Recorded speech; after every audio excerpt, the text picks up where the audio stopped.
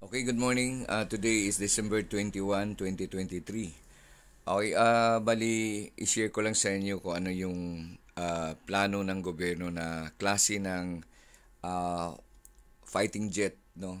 So, yung F-16 um, multi-role aircraft.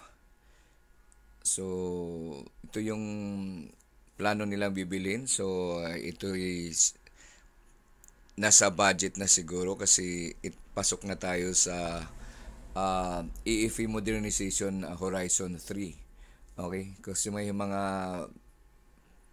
schedule kasi ang mga corresponding budgets na para doon sa mga program na yon sa Horizon 1 which is 2013 to 2017, Horizon 2 2018 to 2020, Horizon 2 2018 to 2022, Horizon 3 2023 to 2028. So since 23 na, so may mga nakaprogram ko ano ang mga ipopurchase sa mga bawat horizon na yan. Okay? So, ang ipapakita ko sa inyo, yung hitsura na gustong bilhin ng yung multi-role fighting jets, no, na itong yung F-16 Falcon. Pero itong F-16 Falcon may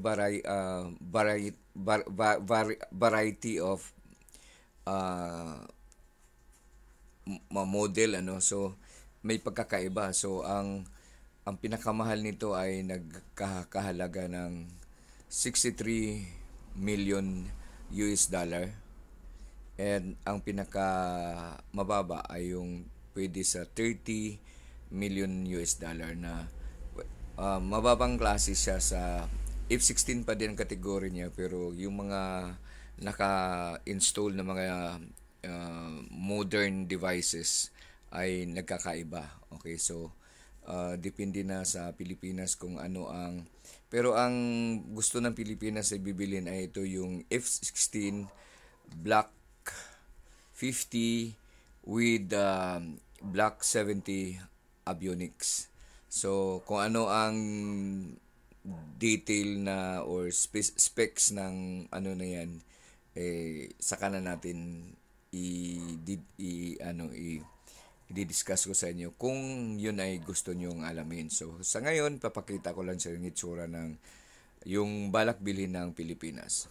Okay, please watch.